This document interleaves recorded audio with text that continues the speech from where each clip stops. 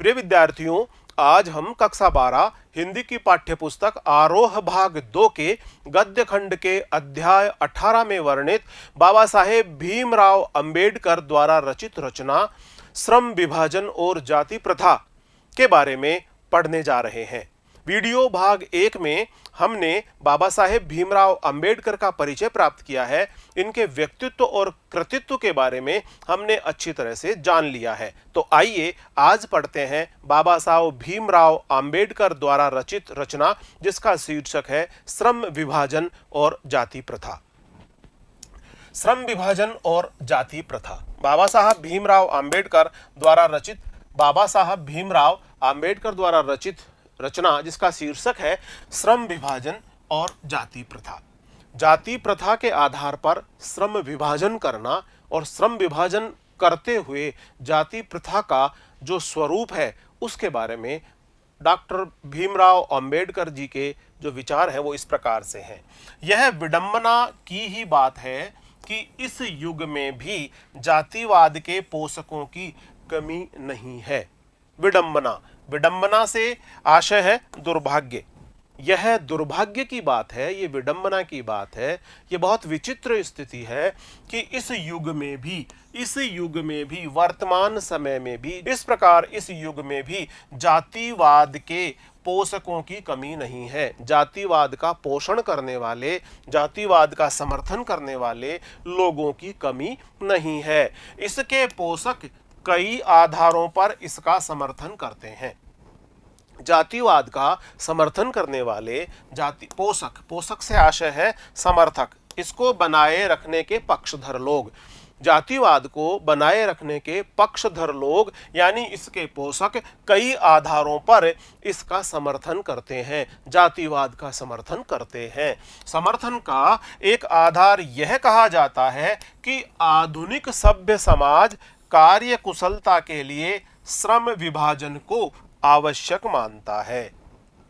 समर्थन का एक जो आधार है उसके अनुसार ऐसा कहा जाता है कि आधुनिक सभ्य समाज कार्य कुशलता के लिए श्रम विभाजन को आवश्यक मानता है। श्रम विभाजन को आवश्यक मानता है कार्य कुशलता के लिए आज का सभ्य समाज। और चूंकि जाति प्रथा भी श्रम विभाजन का ही दूसरा रूप है, इसलिए इसमें कोई बुराई नहीं है। इसके समर्थन में कुछ लोग ऐसा कहते हैं कि इसके पोषक कई आधारों पर इसका समर्थन करते हैं और समर्थन का एक आधार यह कहा जाता है कि आधुनिक सभ्य समाज कार्य कुशलता के लिए श्रम विभाजन को आवश्यक मानता है।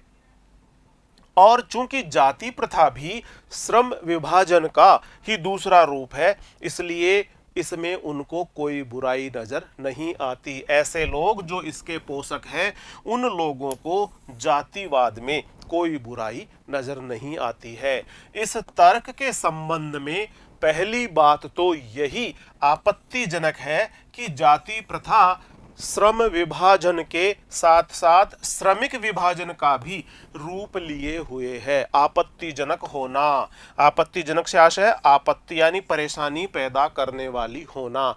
इस तर्क में पहली बात यही आपत्ति पैदा करती है कि जाति प्रथा श्रम विभाजन के साथ साथ श्रमिकों का विभाजन भी कर देती है। जाति प्रथा श्रम विभाजन के साथ साथ श्रमिकों का भी विभाजन करती है, श्रमिकों को भी अलग अलग वर्गों में बांट देती है। श्रम विभाजन निश्चय ही सभ्य समाज की आवश्यकता है। सभ्य समाज की आवश्यकता है श्रम विभाजन होना। व्यक्ति में अपनी कार्य कुशलता के अनुसार, अपने श्रम के अनुसार वस्तुओं का उत्पादन करना, समाज की आवश्यकताओं का उत्पादन करना, समाज की आवश्यकताओं के अनुरूप अपने श्रम का नियोजन करना और उसके अनुसार कार्य करना। परंतु किसी भी सभ्य समाज में श्रम विभाजन की व्यवस्था श्रमिकों का विभिन्न वर्गों में अस्वाभाविक विभाजन नहीं करती है। यहाँ पर जो महत्वपूर्ण बात है वह यह है कि श्रम विभाजन निश्चय ही सभ्य समाज की आवश्यकता है। श्रम विभाजन सभ्य समाज की बहुत बड़ी जरूरत है, ये बात बिल्कुल ठीक है। परंतु किसी भी सभ्य समाज में श्रम विभाजन की व्यवस्था से आशय है पद्धति, श्रमिकों का विभिन्न वर्गों में अस्वाभाविक से आशय है अप्राकृतिक विभाजन स्वीकार कभी भी नहीं करता। परंतु किसी भी सभ्य समाज में श्रम विभाजन की जो पद्धति है वह श्रमिकों का विभिन्न वर्गों में अस्वाभाविक यानी अप्राकृतिक तौर पर विभाजन नहीं करती है। भारत की जाति प्रथा की एक और विशेषता यह है कि यह श्रमिकों का अस्वाभाविक विभाजन ही नहीं करती बल्कि विभाजित विभिन्न वर्गों को एक दूसरे की अपेक्षा ऊंच नीच भी करार देती है, जो कि विश्व के किसी भी समाज में नहीं पाया जाता। भारत की जाति प्रथा इसकी एक विशेषता यह है कि यह श्रमिकों का अस्वाभाविक विभाजन ही नहीं करती बल्कि विभाजित विभिन्न वर्गों से आशय है अलग अलग श्रेणी के लोगों को एक दूसरे की अपेक्षा ऊंच नीच भी करार देती है। करार देना, घोषित करना, ऊंच नीच को मान्यता देना। इस प्रकार की जो स्थिति है भारत की जाति प्रथा की एक और विशेषता यह है कि यह श्रमिकों का अस्वाभाविक विभाजन ही नहीं करती बल्कि विभाजित विभिन्न वर्गों को एक दूसरे की अपेक्षा ऊंच नीच भी करार देती है, जो कि विश्व के किसी भी समाज में नहीं पाया जाता। श्रमिकों के ऊंच नीच की व्यवस्था विश्व के किसी भी समाज में नहीं पाई जाती है और इस प्रकार से जाति प्रथा की यह एक बुराई हमें देखने को मिलती है। जाति प्रथा को यदि श्रम विभाजन मान लिया जाए तो यह स्वाभाविक विभाजन नहीं है। यदि जाति प्रथा को श्रम विभाजन भी मान लिया जाए तो यह स्वाभाविक विभाजन नहीं है, ये प्राकृतिक विभाजन नहीं है। इसमें विभिन्न प्रकार का जो भाव हमें देखने को मिलता है वह दिखाई नहीं पड़ता है, क्योंकि यह मनुष्य की रुचि पर आधारित नहीं है, मनुष्य की पसंद पर आधारित नहीं है, पसंद पर रुचि पर आधारित कार्य नहीं है। मनुष्य को अपनी क्षमता के अनुसार, अपनी रुचि के अनुसार जो कार्य पसंद है वही करना चाहिए, उसी में उसकी कार्य कुशलता होती है और वह समाज के हित में अपना योगदान कर पाता है। लेकिन यहाँ जाति प्रथा को यदि हम श्रम विभाजन भी मान लें तो ये स्वाभाविक विभाजन यहाँ पर नहीं होता। व्यक्ति जिस जाति में पैदा होता है उस जाति के अनुसार ही उसे पेशा चुनना पड़ता है। इस प्रकार इस विभाजन को स्वाभाविक विभाजन नहीं माना जा सकता, क्योंकि यह मनुष्य की रुचि पर आधारित नहीं होता है। कुशल व्यक्ति या सक्षम श्रमिक समाज का निर्माण करने के लिए यह आवश्यक है कि हम व्यक्तियों की क्षमता इस सीमा तक विकसित करें जिससे वह अपना पेशा या कार्य का चुनाव स्वयं कर सके। बाबा साहेब भीमराव अंबेडकर इन पंक्तियों के माध्यम से हमें यह बता रहे हैं कि व्यक्ति को अपना पेशा किस प्रकार से चुनना चाहिए।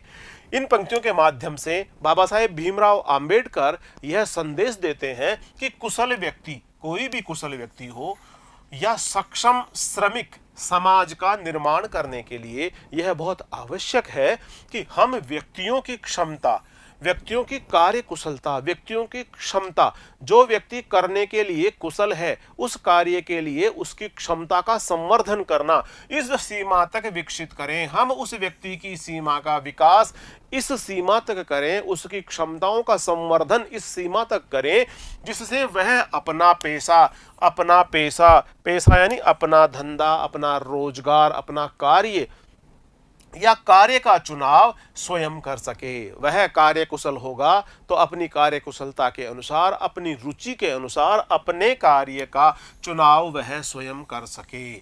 अपने कार्य का चुनाव यदि व्यक्ति स्वयं करेगा तो वह रुचि के अनुसार उस कार्य को चुनेगा और पूरी कार्य क्षमता के अनुसार वह कार्य करेगा। इससे राष्ट्र के लिए बेहतरीन उत्पादन होगा और राष्ट्र निश्चित रूप से प्रगति पथ पर अग्रसर होगा। इस सिद्धांत के विपरीत जाति प्रथा का दूषित सिद्धांत यह है कि इससे मनुष्य के प्रशिक्षण अथवा उसकी निजी क्षमता का विचार किए बिना दूसरे ही दृष्टिकोण जैसे माता पिता के सामाजिक स्तर के अनुसार पहले से ही अर्थात गर्भ धारण के समय से ही मनुष्य का पेशा निर्धारित कर दिया जाता है। ऊपर की पंक्तियों में बाबा साहब भीमराव अंबेडकर हमें बताते हैं कि व्यक्ति को अपनी कार्यकुशलता और रुचि के अनुसार अपना पेशा चुनना चाहिए। नीचे वाली पंक्तियों में इस कहा जा रहा है कि इस सिद्धांत के विपरीत जाति प्रथा का दूषित सिद्धांत यह है कि इसमें मनुष्य के प्रशिक्षण से आशय है उसका सिखाया जाना, उसको किसी चीज में प्रशिक्षित किया जाना अथवा उसकी निजी क्षमता का विचार किए बिना कि उस व्यक्ति में कितनी क्षमता है किसी कार्य को करने की के बिना दूसरे ही दृष्टिकोण से आशय है सोचने या देखने का ढंग, व्यक्ति का दृष्टिकोण कैसा है, व्यक्ति के सोचने विचारने का ढंग कैसा है, व्यक्ति के दूसरे ही दृष्टिकोण जैसे माता पिता के सामाजिक स्तर के अनुसार पहले से ही अर्थात गर्भ धारण के समय से ही यानी मां के गर्भाशय में बच्चे के आने के समय से ही मनुष्य का पेशा निर्धारित कर दिया जाता है। यानी जिस भी माता पिता की वह संतान बन के जन्म लेगा, जैसे ही व्यक्ति गर्भ धारण में आता है वैसे ही उस व्यक्ति का उसके माता पिता की जाति के अनुसार उसका पेशा निर्धारित कर दिया जाता है। इस सिद्धांत को, जो ऊपर वाला सिद्धांत है कि व्यक्ति को अपनी कार्य क्षमता और रुचि के अनुसार अपना पेशे का चुनाव करना चाहिए, इस सिद्धांत के विपरीत जाति प्रथा का यह दूषित रूप है कि इसमें व्यक्ति के जन्म लेने के समय ही मनुष्य का पेशा निर्धारित कर दिया जाता है। जाति प्रथा पेशे का दोषपूर्ण पूर्व निर्धारण ही नहीं करती बल्कि मनुष्य को जीवन भर के लिए एक पेशे में बांध भी देती है। यह जाति प्रथा ये पेशे का दोषपूर्ण पूर्व निर्धारण ही नहीं करती बल्कि सदैव के लिए व्यक्ति को एक ही पेशे में बांध देती है। उस व्यक्ति ने जिस भी जाति में जन्म लिया है उस जाति के लिए निर्धारित पेशा ही उस व्यक्ति को जीवन भर अपनाना पड़ता है। इस प्रकार जाति प्रथा का यह एक दोषपूर्ण भाग हमें दिखाई पड़ता है। जाति प्रथा पेशे का दोषपूर्ण पूर्व निर्धारण ही नहीं करती बल्कि मनुष्य को जीवन भर के लिए एक पेशे में भी बांध देती है। भले ही पेशा अनुपयुक्त या अपर्याप्त होने के कारण वह भूखों मर जाए, हो सकता है कि उसका पेशा उसके लिए अनुपयुक्त हो, उसकी रुचि और उसकी कार्य क्षमता के अनुरूप नहीं हो सकता है कि उसके लिए उसे पर्याप्त मात्रा में धन न मिल रहा हो, उसकी जीविका का ठीक से उपार्जन नहीं हो पा रहा हो, उसके लिए वह अनुपयुक्त हो अथवा अपर्याप्त हो और इस कारण से वह व्यक्ति बेकारी और बेरोजगारी की भेंट चढ़ जाए। हो सकता है कि वह व्यक्ति बेकारी और भुखमरी के कारण भूखों मर जाए। आधुनिक युग में यह स्थिति प्राय आती है क्योंकि उद्योग धंधों की प्रक्रिया व तकनीक में निरंतर विकास और कभी-कभी अकस्मात परिवर्तन हो जाता है। जैसा कि हम लोग देखते हैं उद्योग धंधों की स्थिति में अकस्मात कई बार परिवर्तन हो जाता है। ऐसी स्थिति भी आती है क्योंकि उद्योग धंधों की प्रक्रिया व तकनीक से आशय है तरीके में, ढंग में। जो उद्योग धंधों की तकनीक है जिसमें बड़ी बड़ी मशीनों का प्रयोग होता है, अलग अलग प्रकार की वस्तुओं का उत्पादन होता है, तकनीक में नित्य नए परिवर्तन आते जाते हैं। तो क्योंकि उद्योग धंधों की प्रक्रिया व तकनीक में निरंतर विकास और कभी-कभी अकस्मात परिवर्तन हो जाता है, अकस्मात बदलाव आ जाता है, समाज की मांग के अनुसार ही उद्योग अपना उत्पादन करते हैं और उस उत्पादन को ठीक प्रकार से करने के लिए उन्हें अपने उत्पादनों में, उत्पादन करने के तौर तरीकों में, उत्पादन करने वाली मशीनों में बदलाव भी करना पड़ता है, परिवर्तन भी करना पड़ता है, जिसके कारण मनुष्य को अपना पेशा बदलने की आवश्यकता पड़ सकती है। और यदि प्रतिकूल परिस्थितियों में भी, प्रतिकूल से आशय है यहाँ पर विपरीत परिस्थितियों में भी, यदि विपरीत परिस्थितियों में भी मनुष्य को अपना पेशा बदलने की स्वतंत्रता न हो तो इसके लिए भूखों मरने के अलावा क्या चारा रह जाता है। चारा, चारा से अर्थ है उपाय, चारा रह जाना, क्या उपाय रह जाता है। यदि मनुष्य कोई भी व्यक्ति अपना पेशा बदलने के लिए स्वतंत्र नहीं रहे और उसे पर्याप्त मात्रा में जीविकोपार्जन के लिए धन प्राप्त नहीं हो, वह जिस कार्य को कर रहा है उस कार्य को करने के बदले उसे पर्याप्त मात्रा में धन नहीं मिले, तो ऐसी स्थिति में उसके लिए भूखों मरने के अलावा और कोई चारा नहीं रह जाता है। हिंदू धर्म की जाति प्रथा किसी भी व्यक्ति को ऐसा पेशा चुनने की अनुमति नहीं देती है जो उसका पैतृक पेशा न हो। जैसा कि हिंदू धर्म में जो जाति प्रथा है, ये किसी भी व्यक्ति को ऐसा पेशा चुनने की अनुमति आज्ञा नहीं देती है जो उसका पैतृक से आशय है जो उसके पिता से प्राप्त, यानी उसके पिता के द्वारा किया जाने वाला कार्य ही उसके पुत्र को प्राप्त होता है, यह पैतृक कहलाता है। जो उसका पैतृक पेशा न हो, भले ही वह उसमें पारंगत हो, पारंगत होना, कुशल होना, भले ही वह उसमें कुशल हो, मनुष्य को अपना पेशा बदलने की स्वतंत्रता न हो, तो इसके लिए भूखों मरने के अलावा और कोई चारा शेष नहीं बचता है। हिंदू धर्म की जाति प्रथा किसी भी व्यक्ति को ऐसा पेशा चुनने की अनुमति नहीं देती है जो उसका पैतृक पेशा न हो, भले ही वह उसमें पारंगत हो। पारंगत होने का आशय है कुशल हो, दक्ष हो। इस प्रकार पेशा परिवर्तन की अनुमति न देकर जाति प्रथा भारत में बेरोजगारी का एक प्रमुख व प्रत्यक्ष कारण बनी हुई है। इस प्रकार से बाबा साहेब आम्बेडकर कहते हैं कि जाति प्रथा भारत में बेरोजगारी का एक प्रमुख और प्रत्यक्ष कारण बन गई है। प्रत्यक्ष से आशय है स्पष्ट कारण बन गई है। क्यों? क्योंकि इस प्रकार पेशा परिवर्तन की अनुमति न देना, यदि पेशा परिवर्तन की अनुमति जाति प्रथा के अंतर्गत नहीं दी जाती है तो इससे बेरोजगारी बढ़ेगी और बेरोजगारी बढ़ने के कारण बेरोजगारी से उत्पन्न होने वाली विभिन्न समस्याएं भी व्यक्ति के सामने, समाज के सामने, राष्ट्र के सामने आएगी। इस प्रकार हम देखते हैं कि श्रम विभाजन की दृष्टि से भी जाति प्रथा गंभीर दोषों से युक्त है। दृष्टि से आशय है यहाँ पर निगाह से। यदि हम श्रम विभाजन को भी जाति प्रथा के लिए ठीक मान लें, जाति प्रथा को यदि हम श्रम विभाजन के आधार पर देखें, तो हम ये पाते हैं कि जाति प्रथा में गंभीर दोष भरे हुए हैं। जाति प्रथा में बहुत सारे गंभीर दोष हैं। इस प्रकार हम देखते हैं कि श्रम विभाजन की दृष्टि से भी जाति प्रथा गंभीर दोषों से युक्त है। जाति प्रथा का श्रम विभाजन मनुष्य की स्वेच्छा पर निर्भर नहीं रहता। स्वेच्छा का आशय है स्वयं की इच्छा पर। जाति प्रथा में जो श्रम का विभाजन है वह मनुष्य की स्वेच्छा पर निर्भर नहीं रहता। वह तो जिस जाति में जन्म लेता है उस जाति के अनुसार उसका श्रम विभाजन, उसका पेशा स्वतः ही निर्धारित हो जाता है और इस प्रकार जाति प्रथा का श्रम विभाजन मनुष्य की स्वेच्छा पर निर्भर नहीं रहता है।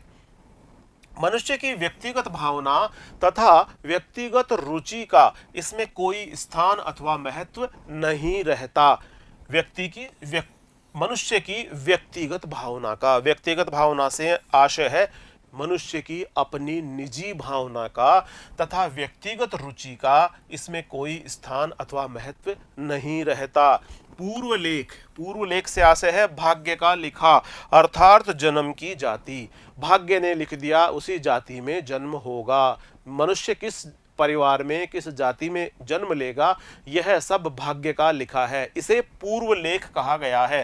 पूर्व लेख ही इसका आधार माना गया है। इस आधार पर हमें यह स्वीकार करना पड़ेगा कि आज के उद्योगों में गरीबी और उत्पीड़न इतनी बड़ी समस्या नहीं जितनी यह कि बहुत से लोग निर्धारित कार्य को अरुचि के साथ केवल व्यवस्थावश करते हैं। बहुत सारे लोग अरुचि के साथ जो निर्धारित कार्य है उसे व्यवस्था के साथ में पूरा करते हैं। पूर्व लेख ही इसका आधार है। इस आधार पर हमें यह स्वीकार करना पड़ेगा कि आज के उद्योगों में गरीबी और उत्पीड़न, उत्पीड़न से आशय है शोषण का, इतनी बड़ी समस्या नहीं है। यह बहुत से लोग निर्धारित, निर्धारित से आशय है तयशुदा कार्य को अरुचि के साथ, अरुचि का आशय है अनिच्छा के साथ में, रुचि न लेते हुए के साथ केवल विवशतावश कार्य करते हैं। ऐसी स्थिति स्वभावतः मनुष्य को दुर्भावना से ग्रस्त रहकर टालू काम करने और कम काम करने के लिए प्रेरित करती है। जाति प्रथा के दोषों पर अपनी टिप्पणी करते हुए बाबा साहेब भीमराव अंबेडकर इन पंक्तियों के माध्यम से हमें यह स्पष्ट रूप से बता रहे हैं कि इस प्रकार व्यक्ति दुर्भावना से ग्रसित हो जाता है तथा वह कार्य को पूरे मनोयोग और समर्पण भाव से नहीं करता, बल्कि कार्य को टालू काम करने की और कम काम करने के लिए वह प्रेरित हो जाता है। ये जो स्थिति है, इस आधार पर हमें यह स्वीकार करना पड़ेगा कि आज के उद्योगों में गरीबी और उत्पीड़न उतनी बड़ी समस्या नहीं है जितनी यह कि बहुत से लोग निर्धारित कार्य को अरुचि के साथ केवल विवशतावश करते हैं। ऐसी स्थिति मनुष्य को दुर्भावना से ग्रस्त बना देती है और वे कार्य को पूरी कुशलता के साथ, रुचि के साथ संपन्न नहीं करते हैं तथा टालू काम करने और कम काम करने के लिए ही यह व्यवस्था व्यक्तियों को प्रेरित करती है। ऐसी स्थिति में जहां काम करने वालों का न दिल लगता हो न दिमाग, इस प्रकार व्यक्ति पूरे मनोयोग से कार्य नहीं करता, व्यक्ति पूरे समर्पण से कार्य नहीं करता, व्यक्ति पूरी कुशलता से कार्य नहीं करता, न तो उसका काम करने में दिल लगता है और न ही उसका काम करने में दिमाग लगता है। कोई कुशलता कैसे प्राप्त की जा सकती है? और किसी भी प्रकार की कुशलता को प्राप्त करने के लिए यह आवश्यक है कि व्यक्ति पूरे मनोयोग से उस कार्य को करे, पूरी रुचि के अनुसार, पूरी क्षमता के साथ, पूरे मनोयोग के साथ में उस कार्य को सीखे और उस कार्य को करे। तब जाकर के किसी भी कार्य में हमें पूरी तरह से कुशलता प्राप्त हो सकती है। अतः यह निर्विवाद रूप से सिद्ध हो जाता है कि आर्थिक पहलू से भी जाति प्रथा हानिकारक प्रथा है। इस प्रकार निर्विवाद रूप से, निर्विवाद से आशय है बिना किसी विवाद के या बिना किसी बहस के, इस बारे में कोई विवाद करने की ही आवश्यकता नहीं, कोई बहस करने की ही आवश्यकता नहीं, ये तो निर्विवाद सत्य है। और ये बात सिद्ध हो जाता है कि आर्थिक पहलू से भी, पहलू का आशय है पक्ष, दृष्टिकोण से, आर्थिक दृष्टिकोण से भी जाति प्रथा हानिकारक प्रथा है। ये बहुत हानि पहुंचाने वाली प्रथा है। ऐसी प्रथा है जो आर्थिक रूप से भी मनुष्यों को हानि पहुंचाती है, क्योंकि यह मनुष्य की स्वाभाविक प्रेरणा, रुचि व आत्मशक्ति को दबाकर उन्हें अस्वाभाविक नियमों में जकड़कर निष्क्रिय बना देती है। क्योंकि बाबा साहेब भीमराव अंबेडकर जी स्पष्ट शब्दों में इन पंक्तियों के माध्यम से ऐसा कहते हैं कि निर्विवाद रूप से यह सिद्ध हो जाता है कि आर्थिक पहलू से भी जाति प्रथा हानिकारक प्रथा है, क्योंकि यह मनुष्य की स्वाभाविक यानी प्राकृतिक प्रेरणा, रुचि व आत्मशक्ति को दबा देती है। आत्मशक्ति का आशय है भीतरी शक्ति, मन की शक्ति, आत्मा की शक्ति। किसी कार्य को करने के लिए वह पूरे मन और आत्मा की शक्ति के साथ जब प्रवृत्त होता है तो उस शक्ति को दबा दिया जाता है, क्योंकि यह मनुष्य की स्वाभाविक प्रेरणा, रुचि व आत्मशक्ति को दबा देती है और उन्हें अस्वाभाविक नियमों में जकड़कर निष्क्रिय बना देती है। इस प्रकार व्यक्ति पूरी कुशलता के साथ कार्य नहीं कर पाता। जिस कार्य में उसकी रुचि नहीं है, जिस कार्य को वह जानता नहीं है, जिस कार्य में उसकी कुशलता नहीं है, इस प्रकार रुचि के अभाव में, कार्य कुशलता के अभाव में वह व्यक्ति अस्वाभाविक नियमों में जकड़ जाता है और निष्क्रिय बन जाता है। वह समाज के लिए अच्छी प्रकार से उत्पादन नहीं कर पाता, अपना स्वयं के लिए अच्छा उत्पादन नहीं कर पाता, अपना स्वयं का आर्थिक विकास भी नहीं कर पाता और इस प्रकार से अस्वाभाविक नियमों में जकड़कर वह सदैव के लिए निष्क्रिय बन जाता है। प्रिय विद्यार्थियों, आज हमने बाबा साहेब भीमराव अंबेडकर की रचना जिसका शीर्षक है श्रम विभाजन और जाति प्रथा के बारे में पढ़ा है। इसे हमने अच्छे से पढ़ लिया है, समझ लिया है, आत्मसात कर लिया है। अगली वीडियो में हम बाबा साहब भीमराव अंबेडकर की रचना मेरी कल्पना का आदर्श समाज लेकर आपके समक्ष शीघ्र ही प्रस्तुत होंगे। तब तक नमस्कार।